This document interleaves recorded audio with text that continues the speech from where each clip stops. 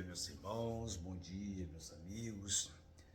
Eu vou trazer uma pequena palavra para você, mostrando essa paisagem sobre o Espírito Santo de Deus, a natureza, né? Quanta coisa boa que Deus fez, né? A Bíblia diz que no início, né, no princípio, a terra era sem forma, vazia, não tinha nada. E os céus declaram a glória de Deus. A natureza não é Deus, mas ela reflete a obra e a criação de Deus, né? O firmamento, tudo que foi feito, o mar, os peixes, o céu, essas coisas lindas todas, nós vemos que muita gente diz assim, porque a natureza, Deus é a natureza. Não, Deus não é a natureza. Deus fez a natureza. A natureza é o reflexo da sua obra. Na natureza mostra a presença de Deus. Não é que Deus está com a teoria panteísta, está em tudo quanto é lugar, assim, nos objetos, né? Nas árvores. Não, Deus é um ser, né? O Espírito Santo é uma pessoa e coabita dentro de nós, para aqueles que aceitam realmente a palavra de Deus, né? Então nós vimos que no início a terra era sem forma e vazia, e criou todas as coisas, fez tudo que era bom. Isso você vê lá, já em Gênesis 1, 2, primeiro livro da Bíblia. Você quer dar uma lidinha, ver como é que foi feita a criação do mundo, a criação de tudo isso aqui que é lindo? Você dá uma olhadinha lá em Gênesis 1, capítulo 1, 2. Então, ele fez a natureza, né? Criou os peixes, os mares, porque primeiro criou a terra, né? Porque era tudo água, né? Depois ele foi criando os animais, né? Criou o homem, né? Adão e Eva, né? E foi se desenvolvendo. Quem é o Espírito Santo? Você tem o Pai, que está no céu, você tem o Filho, que é Jesus, depois de ressurreto, foi assunto ao céu, está sentado à direita do trono de Deus, e tem o Espírito Santo que coabita conosco. E esse Espírito Santo que Jesus falou assim, eu vou para o Pai, mas deixo-vos um Consolador. Ele deixou alguém para cuidar de nós. Você pensando, é uma Santíssima Trindade, é uma pessoa só. Cada um trabalha, eles trabalham em coalizão, né? De comum acordo, né? Mutuamente, e cada um no seu tempo, né? Teve o tempo que Deus fez o mundo, Jesus estava presente, Jesus veio à terra, veio como homem, foi sacrificado, morreu, nos salvou, ressuscitou e deixou o Consolador, que é o Espírito Santo. Então esse Deus Espírito Santo é Deus Pai, Deus Filho e Deus Espírito Santo.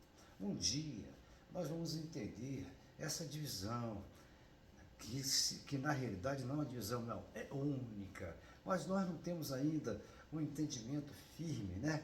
Porque nós sabemos que a Bíblia fala, mas como vai ser, né? Uma coisa que às vezes é inconcebível na nossa mente, três pessoas numa só, mas Deus é soberano, Ele fez tudo isso, né? Até para que o poder dele, né? Ele é uma pessoa e que Ele está entre nós. O que o Espírito Santo está fazendo na Terra?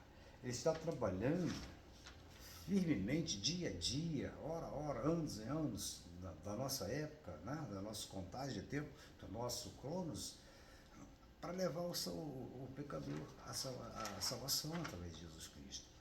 Não sou eu que prego e vou convencer o homem de que ele há necessidade de aceitar Jesus. Eu posso falar, mas ele que vai trabalhar no coração dessa pessoa, se essa pessoa também for receptiva.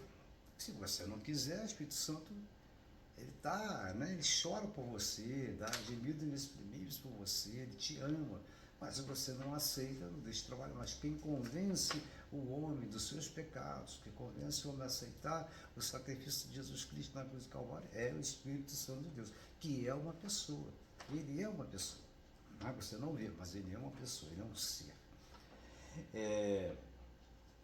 Então eles trabalham em harmonia entre eles. O Espírito Santo, ele habita dentro de nós, né? Então o que a gente tem que entender é que nós não estamos sós. Não ficamos órfãos quando Jesus foi ao céu. Ele deixou o Consolador. Ele é tudo para nós. Ele é que faz com que a gente sobreviva nas intempéries desse mundo que a Bíblia diz que jaz no maligno. Todo mundo jaz no maligno? O mundo espiritual, né?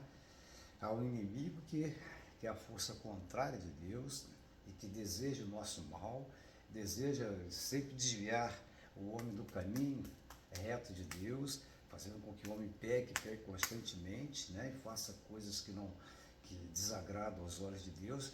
Mas a gente tem que entender o seguinte: para que nós possamos ser perdoados, temos que aceitar Jesus como Salvador, o sacrifício dele.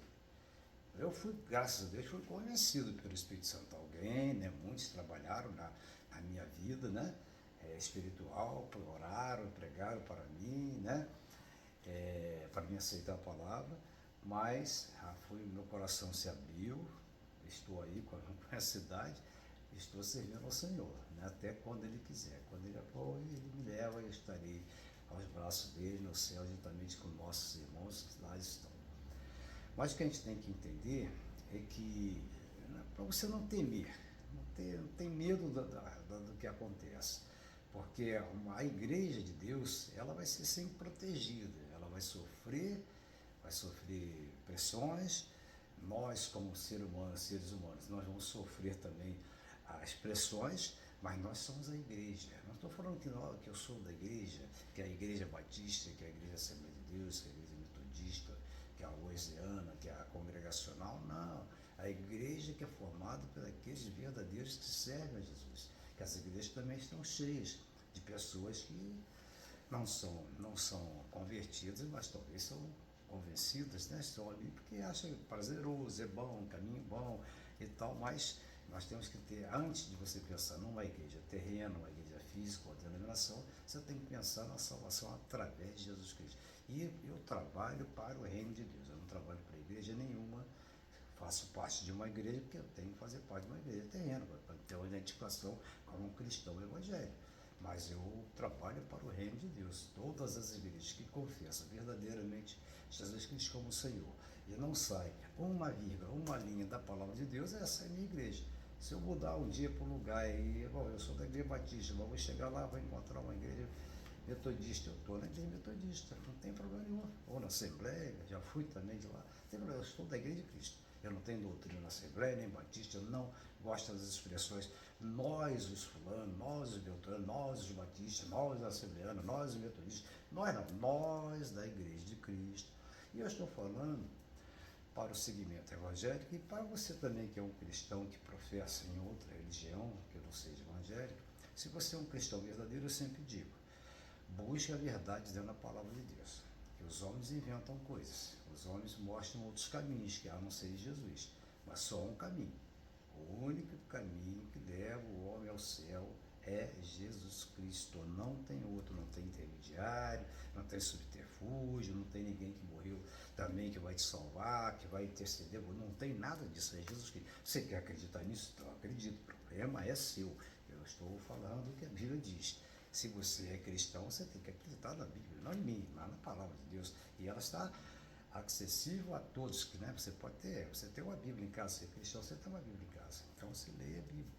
Então por isso que nós temos comunhão com todas as pessoas, né? Eu tenho amigos e irmãos, amigos de várias vertentes religiosas, que são meus amigos, eu gosto, ouvo minha palavra, porque eu não falo a religião de ninguém, eu só prego a Jesus Cristo. Se você é cristão católico, cristão espírita, cristão de outra denominação, você é um cristão. Cristão quer dizer que você que recebe a Cristo, porque você professa a fé em Cristo. Se você professa a sua fé em Cristo, você tem que fazer o que Cristo falou. Ele determinou que, dentro da sua palavra, nos deu, né, a direção do Evangelho, nos deu a direção do que nós temos que fazer de acordo com a sua palavra, crer na sua palavra e tão somente na sua palavra. Que aparecem os homens intelectuais, homens que sabem muita coisa e tal, né, dentro do relacionamento humano, dentro da ciência humana, e que às vezes quer inventar outra coisa. Nós temos assim um evangelho primeiro é Jesus Cristo. Não existe evangelho segundo a fulana, Beltrana, até a ciclana. Evangelho primeiro, nem segundo, primeiro é Jesus Cristo. Porque o evangelho veio a partir dele, né? Então é a ele que nós temos que honrar.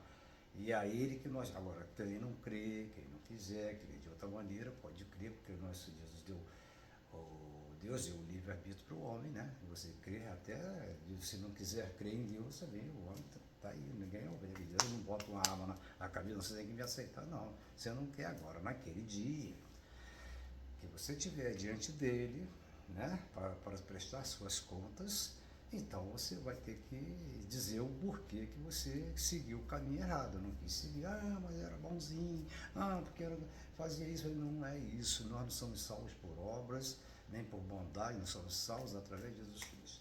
Aquele que tem Cristo, tem Deus no coração, claro, tem o desejo de fazer obras, né? Tem o desejo de fazer algo para alguém necessitado. Então são as boas obras, mas não são as boas obras que nos salvam, não.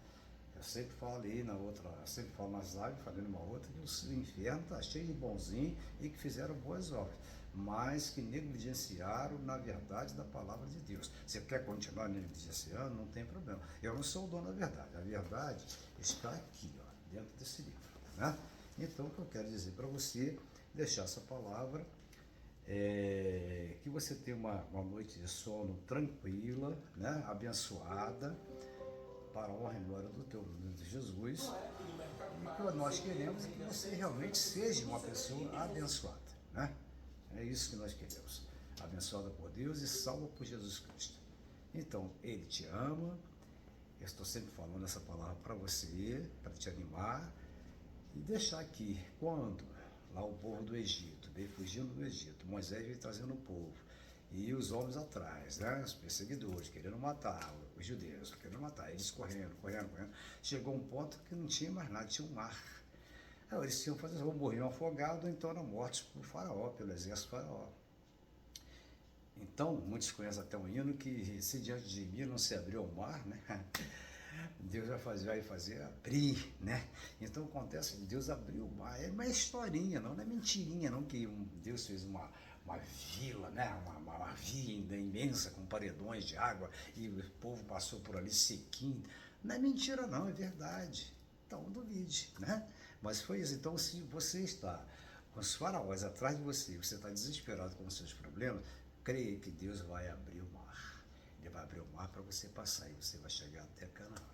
Eu quero deixar para você um beijo no seu coração. Jesus te ama e eu também. Amém.